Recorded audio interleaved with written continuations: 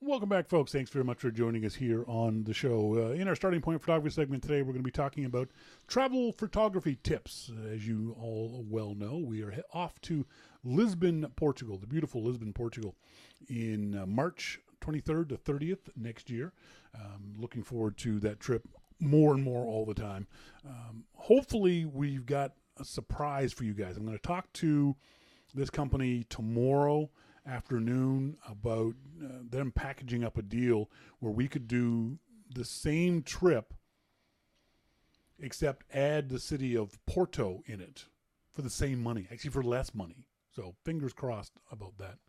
One of the things that you want to do when you set out on a place that, I don't know, I don't want to say you're not going to go back to, but that you might not go back to, is do your research ahead of time. Know about the places. One of the things that I see a lot of people do, they go traveling without ever doing even the most rudimentary kind of research on the place where they're going.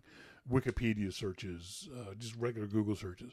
You went off to India when you were a wee babe. You were what, 21, 22 years old? Yes. Did you do any research ahead of time? Yes, I have my Lonely Planet book. Your Lonely Planet guide. What, did you read the guide like cover to cover? I read it a lot. Really? Yeah. I did. And were you reading it for particular reasons, for particular knowledge, or just in general? In general. What did you find that it was helpful? I mean, hopefully the Lonely Planet guide was a big help for you. Well, the thing I was most concerned about was getting from place to place. Just physically how to get from... And they talked about safety and... Yeah. Well, they talk about everything in the Lonely Planet guides. One of the things that you always do when people talk about traveling is you pack half as many clothes and twice as much money. Mm-hmm. And same with photography. Pack half as much gear. Go ahead and 2 weeks or a month before you actually go on your trip and pack the gear you think you're going to need, and then get rid of half of it. You don't need any more than 2 lenses. For example, if you're a DSLR user, you're going to want a somewhere in the range of a 24-70 lens and maybe a wide angle lens, an 18 millimeter lens. Or if you're a wilderness shooter, if you like landscape stuff, maybe you'll go to a 9 to 18 wide angle lens and 75 millimeter portrait people kind of lens. But you don't need to bring your entire camera bag. I've got 1, 2, 3, 4, 5, 6, 7, 8. I have 8 lenses. I'm bringing 2 with me to Lisbon because it's too much weight. You're going to be, in theory, walking a whole lot while you are there.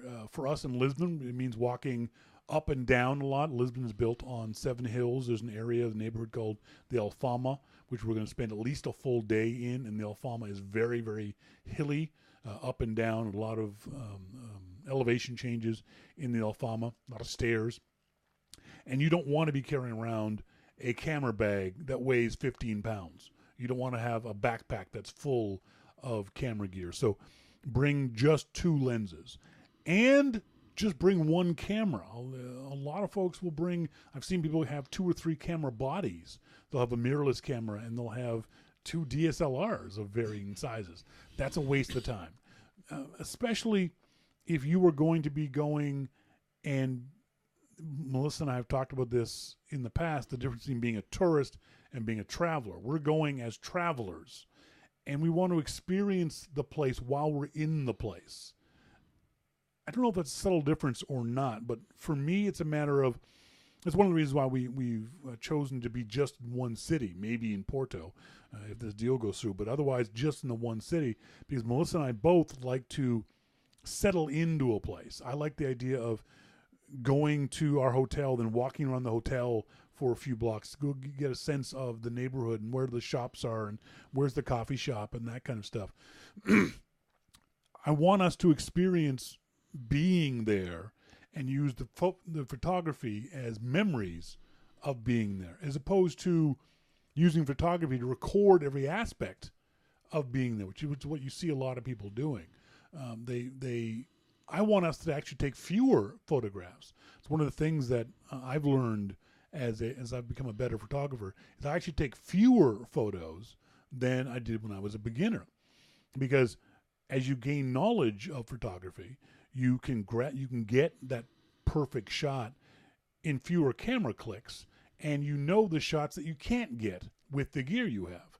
So you've got a 18 millimeter lens, wide angle lens on your camera. I'm not going to shoot portraits with that shot. I'm not even going to attempt to shoot portraits with that lens because I know they're not going to come out very well. So knowledge helps to know what you're going to bring with you. MacMan says he'll bring his 1855, which is a kit lens, a 28-200, and probably my 10-20. Yeah, he's Melissa's is now up to 4. That might be at least one too many. But he's going on an epic journey, too. I mean, MacMan isn't going just with us to Lisbon. He's going to London and Paris and a bunch of other places, so maybe he needs that. So pare down your gear list to the minimum you can. One of the things I do suggest, though, adding to your gear list, if you don't have one, is a travel tripod. And I say travel tripod, that's different from a regular tripod. My regular tripod, it's around here somewhere, Melissa's put it away somewhere, is a great big, huge, beautiful, wonderful tripod that goes up to 6 feet. I love that tripod because that means I'm not going to hunch down to get shots. It goes up to my height. But I'm not taking that tripod with me. It's too long to carry around. It's too heavy to carry around very easily. It's too much tripod for travel photography.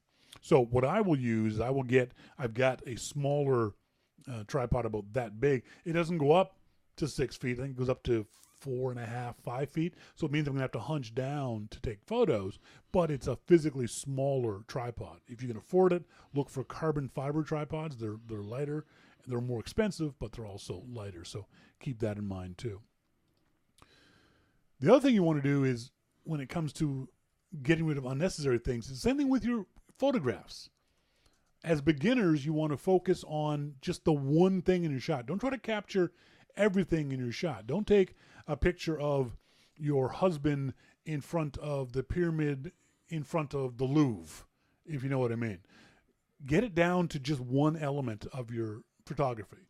Don't try to cram too many images, too many stories in your photography. There's no need to jam a bunch of things in there. Oh, I'm standing here, so I have to get all of this in. Focus on certain aspects of it. Fill your frame with the image that you want to tell your story with. One of the things that you can never have too many of is batteries and memory cards. I've said many times I don't like 64 gig memory cards. My memory cards are 32 gigs. I say that because 64 gig memory cards tend to not fill up very fast. I know that sounds odd, but they don't fill up as fast, so you leave them in the camera. You forget about them because you think, I can take 100 more shots or 200 more shots. The problem is whenever you leave cards in your camera, you're risking losing those cards. You're risking losing that stuff because if the camera gets stolen, you've lost 64 gigs of memories as opposed to losing 32 gigs on a smaller card. If the camera gets damaged or the card gets damaged from weather, from cold, or from water, you've lost that entire card.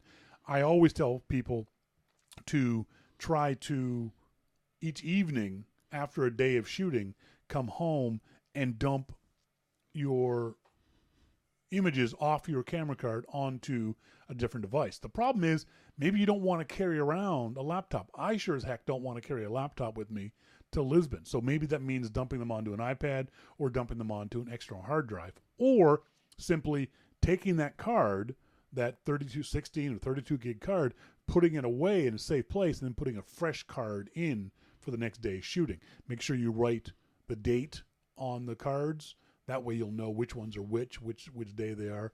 So that's one option that you could do is buy extra cards. They're fairly inexpensive nowadays. You can get 16, 32 gig cards for about $20 a piece. I would have 4 or 5 of those. I know I've got at least 6 of them in my camera bag, so I'll be bringing those with me. I'm going to want to bring an iPad, if not my laptop, for editing. That's a personal decision on mine. Plus, I have to teach you guys, so I kind of have to bring a device like that. But if you can get away with not bringing your iPad or your iPhone or your laptop, try to do that. Try to minimize that kind of stuff. There's something tough. This is tough to get across to folks. It's the idea of when in doubt, take the shot. When you may never get to this place ever again. You may never get to this spot at this place ever again. You may never get to this spot in this place in this light ever again. If you see something that attracts your eye, that makes you stop and think that's a beautiful image, take the picture. You can fix it later in post. You can edit it later, but you'd hate to not take the shot and then find out later one of us took a shot that you wish, oh God, I was standing right next to him. Why didn't I take that picture? There's this spot that we've talked about several times in a Miradus. I think it's the way you say it. Miradus are sightseeing vantage points all around Lisbon. There's like 30 of them all around. But there's one with this beautiful tile work on it and a little step. And I've already got a mental image of the shot I want to take of Melissa sitting on that little step with that tile work and the city and the Taos River behind us. And because I've already got that shot in my head, I know I want to go to that spot. I know I'm going to take that shot. So it's something else you want to do too, is do a Flickr search, do YouTube videos. There's dozens and dozens of YouTube videos about Lisbon, about Portugal, about Porto. Look at Flickr. Look at other websites that have images where you can look at those images and go, oh, I really would like to be in that spot. Instagram. I've got a bunch of Instagram locations that I bookmarked, so I can go back to them and see. Not to copy that shot, but a place. Quite often it's graffiti. I love the graffiti in Lisbon. The graffiti, no, it's the wrong word. The street art in Lisbon. Some of it is just spectacularly beautiful. And I want to be able to go back to those physical locations and take my image of that. I know I tell people all the time to try to capture images that no one else has taken, or look at scenes from an angle from away that no one else has. But a lot of these things you can't help it. Like the street art, there's oftentimes only one place where you can stand to get all the street art in the shots. You will be copying to a certain degree. The Mirados, where I want Melissa to sit on these steps, I've seen that picture a dozen times. So I'm going to be copying that to a certain degree. But by doing the research, by looking at places, you'll know, hey, around this corner is going to be this view, or down these stairs, or up the Santa Justa lift is this view, or if we go to this hotel rooftop bar, we'll get this lift, or there's an area called the LX Factory on one side of the river where you can get some beautiful shots of that beautiful bridge that they have in Lisbon. So things like that. So just on your spare time, just in Instagram hashtags, do an Instagram hashtag for Lisboa or Lisbon, for Portugal, and follow some of those accounts. Same with Flickr. Do a search on Flickr for Lisbon and Portugal and see what kind of things come up there. Dave D says he's thinking of bringing just a 50mm f1.4, no flash, no zoom. That's not bad, Dave. It in some ways it limits you, but in a good way. It limits you to the 50mm is a great lens. It's not a wide-angle lens, so you're not going to be going into the Geronimus Monastery and getting beautiful wide-angle shots. But you're going to be, he's with that f1.4 lens, he's going to be able to go into the dark places of the monastery and get some really lovely shots. So going minimal is a good idea. He says monopod walking stick. Dave, have you used monopods or walking sticks in the past? If you haven't, buy it now for Christmas and get used to using it. There's a problem with I have a problem with monopods and walking sticks because it's basically a walking stick with a camera mount on the top of it, and they're great for walking, obviously, and they're great for holding your camera at a certain height. So they're great for the vertical axes. They're not so great for back and forth and side to side because they don't have the stability of a tripod. So if you're holding it, you can tend to drift left and right or forward and back if you haven't had practice using it and keeping it steady. You might also, Dave, want to, I don't know which camera you're running, see if your camera has a digital level in it. My D600, I can turn on a level, so it will tell me whether the camera is straight. Or you could buy one of those spirit levels that sits on the top of your camera. That way you'll know whether you're leaning too far or too back, if that's a concern for you. He says, yes, but I'll practice. And with the f1.4, he can shoot at faster speed. That's the advantage of that lens with a very fast, with the 1.4 aperture. It's a very fast, so he can shoot at 1/1000th of a second. So he wouldn't worry so much about that movement because he can capture the shots very, very quickly. That's a good idea. Was there any other comments there? Monty says, I took my 1855 and my 28-200 with me to Bermuda. I never took the 1855 off the camera. I left all my other lenses at home. I shot them almost as much with the XS Max as I did with the Nikon. That's an interesting thing, too. You could, if you know what you want to shoot, you could get away with just shooting with an iPhone or any camera phone if you know what you want to shoot. Something we've talked about many times in the show is stay within the parameters of the camera. Don't try to take dark shots in pubs with an iPhone. The iPhone just doesn't have the capability of doing that. But if you want to take shots, vacation shots, if you want to go up to the Mirados and take a picture of Melissa sitting on those tiles, iPhone can do that easily. If you want to take pictures of panorama shots of the entire city of Lisbon, obviously the iPhone can do that easily. If you stay within what the iPhone can do, you could get away with just using the iPhone on any kind of trip. Knowledge. Like I always say, it's more important what you know about photography than what it is you have when it comes to photography. A great shooter, a good shooter, can get good shots with the iPhone. A bad shooter isn't going to get good shots no matter what camera you give them. So keep that in mind.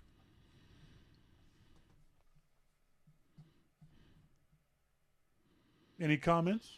What camera are you taking to Lisbon? Oh, my phone. Just your phone? I haven't thought about it, actually. Are you comfortable? Melissa and I went out walking at in a little park around here called Cliff Gilker Park. We were playing around with some software and wanted to get some images for the software. I posted up on my Facebook page, my Twitter page, my Instagram page if you want to check it out. The image that you got, were you happy with them? On that particular walk? Yeah, on that particular walk. Some of them, yeah. Okay, let's talk about the images that you didn't like. Do you know why you didn't like them? This is one of those things that's important, is to look at the photos you don't like and figure out why you don't like them. I would say for me, on that particular day, it was an equipment issue. I have a broken phone with a shadowed screen. It was raining. I didn't. I You just had a shitty phone. I think it's worth talking about. Yeah. It was horrible. It was awkward, and I just didn't have a good time because of that. Because of the phone. Mm-hmm. Because of the broken phone, or because it was a 6 Plus? It was too big, or didn't it's take too good big. pictures? It's awkward. So I didn't really enjoy the experience very much in taking the photographs. I mean, I took some nice ones. Did you feel good about the photographs you did take that you liked? Yeah. Do you know why you like? Just like figuring out why you don't like photos, you got to figure out why you do like the photos too. The color and the texture of the forest is always beautiful. Is this before or after you edited them? Oh, the one that I have of you with all the trees, I liked it before I edited it. Yeah. And you did a great job on that shot. Melissa directed me. She said, go stand over there, stand like this, stand here, and then you move yourself around. You get closer and you get further away. Mm-hmm. And that's a matter of you starting to understand, or completely understanding, composition. Yes, I wanted everybody to get a feeling of that forest because it's very beautiful. Pretty, yeah. So, I didn't.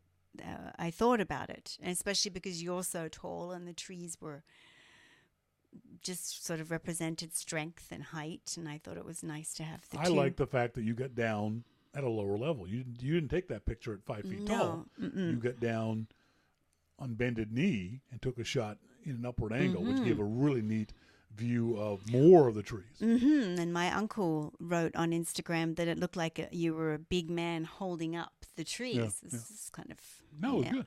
But that's I think is something I'm seeing from you, and I saw it in Australia and I'm seeing it all the way through, is you're thinking about your photographs more. trying You're to. thinking about what you want to accomplish with the shot, and then hopefully seeing it in your mind's eye, and then going, okay, what do I got to do to get what I see in my head? Do I got to make him stand there? I got to stand over here. I got to look behind me. Oh, there's that tree there. So Yeah, there were a few times where I actually was taking a photograph and I did look behind me to think, well, I wonder what it looks like behind me right now. So one of those keys I always tell folks is every now and then just stop and just turn around and look behind you.